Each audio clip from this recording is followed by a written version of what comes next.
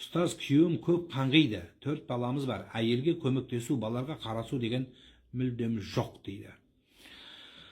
Енді Құдай санай берсін, оны бәрібір зорлап қаратамайсың. Зорлап ондай жамандағаннан, енді 4 бала туғаннан кейін несін айтасың?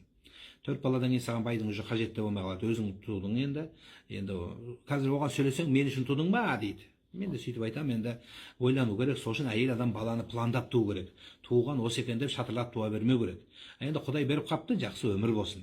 Баланы пландап туып, денсаулығың кетті сенің өмірің кетті алтыным. Ешкім ештеңесі кетпейді. Енең айтады, қараңғы ağır өлмей туа берсін ол дейді. Сондықтан сен кішкене пландау, енді сен поздно уже пландай алмайсың. Енді қалған 4-өн пландамасаң, ендігі планың пландай алмайсың енді. Енді осы 4 баланы өсіру керек. Енді байыңмен салғыласа берме, сол балалардың тәрбиесіне бөліп бір ер қаңғып қайтып келеді. Өзі мына 4 рет қаңғиды егер мына оңға несен налево 4 рет барса, физика заңы бойынша қайтып келеді үйге. Сен кішкене сен где-то 3 рет қаңғыған, 4-ші қаңғығанда өзі айналып келетін уақыты болып қалды. Кішкене шыдасаң, жаным қайтып келеді. Ол ақымақтық, ол не оправдывается. Я, ол ақтай алмаймын оны. Бірақ енді сенікі поздно. Сен не істеймін, оны бүйтем, қараласпайды. Енді поздно. Енді қазір үйтсең, мен үшін тудың ба деп төбелесіп, сен ұрып, сен 4 баламен қайда барасың енді? Төбелесіп кетесің ажырасып енді. Сондықтан Құдайым санай берсін оған, қайтсын, иман берсін енді оған. Негізі сол үшін мына қазір балаларды үйлендірген кезде, мына көп аналарға айтарым, балалардың жауапкершілікті ала алатын бала болу керек. Ол бәрібір өмір жауапкершілік деген, мен алам жауапкершілікті, бағам деген сөз бәріміз айтқанбыз, ол лапша дейді оны. Ол әшейін сөз ол. Мен сені сүйем, күйем деген оның бәрі далбаса нәрсе. Анау бағам, асырайым дегендердің бәрі асырамай жатыр. Күнде жылап келеді. Алдында тола, мешіттің алдына қазір кірсеңіз, байының проблемасы, байының зарымен келген адам тола. Сондықтан айналып кетейін, қазір енді еңкілдегеннен пайда жоқ, өкіргеннен пайда жоқ, жылағаннан пайда жоқ. Ең дұрысы қазір өмірді реттеу.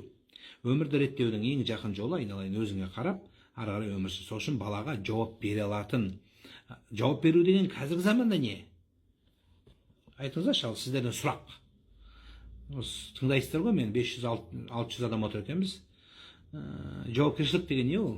Қалай ойлайсыздар? Өткенде біреу айтып отыр, мен баламға жауапкершілік, мойнына алады ол деп. Айтыңыздаршы, жауапкершілік деген не ол?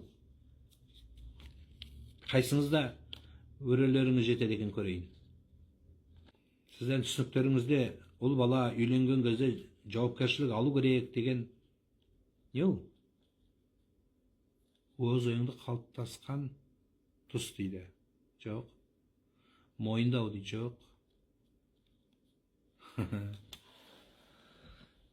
Мойын алған нәрсені бұлжытпай орындау. Жоқ. Қамқоршылық жоқ. Реальный нәрсе ол. Махаббат, тәрбие. Ойбай, махаббаттың түр-түрін уәде берді ғой мен отырғандарға. Ай, отвечай, бүйтем, ай, сен бүйтем деген бәрі қалды, лапша болды ғой. Сіздер де қоймай шығып алдыңыздар ғой, айттық бәріміз Қазақстан болып, тиіспе оған деп, тиме дедік, ой, мама, он не такой дедіңдер ғой. Міндет дейді, жоқ. Сол міндет не ол енді, сол міндет дұрыс. Сол қамқорлық деген не ол? Аматтап алған әйелін асырау керек дейді. Жауапкершілік алу деген не ол? Асырау деген не? Ал, жарайды, асырау. Бір сөз бәйтін, бірақ сөз ол. Қазіргі заманда бірақ сөз. Бұрын көп болған. Аманатты білу керек, әйелде алады, білмейді ол. Осы айтқанында білмейді. Аманат, мен сол айтып жатырмын, аманат. Сіз өз сұрағымды өзіме қойып жатсыздар да. Аманат, жауапкершілік деген не ол? Что такое? Парыз дейді. Вот қайда ол одно и то же сөз, иман дейді. Иманы бар ана, иманым бар, мен иманым жоқ, имансызбын деп ешкім айтпайды, бәрінің иманы бар. Алладан қорқу дейді. О, Феруза дұрыс айтты. Ақша, қазіргі заманда ақша табу керек. Мен сені жақсы көрем, бірақ қарнымыз аш болып тұрса, что-то махаббат жүрмей қалады. Ақша табу керек, асырау керек. Асырау деген жаңа айтылды, асырау керек деген сөз айтылды, дұрыс. Сол асырау деген ақша табу керек.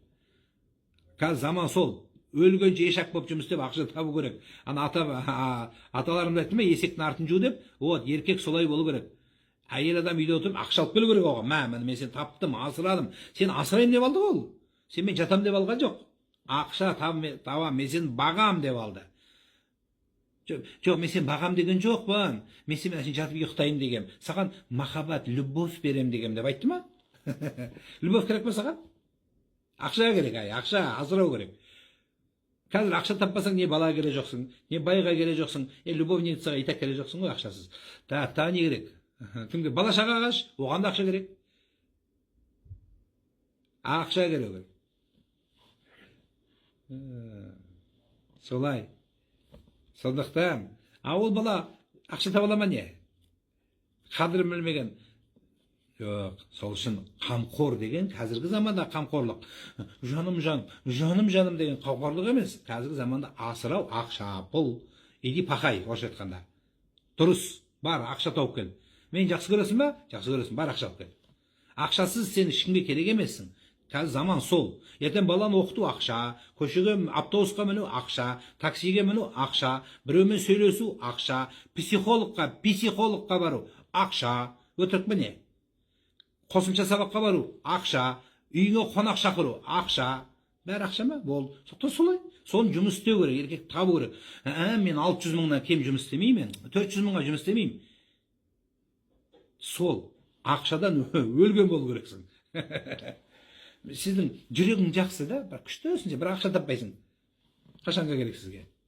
Ақша дегенім, ақшаның қолында ақша болу емес. Әке шешеменің ақшасымен тауып атқандар, олар да ақша кеп жатыр. Жоқ, адал, терменен ақшаны айтып жатыр мен.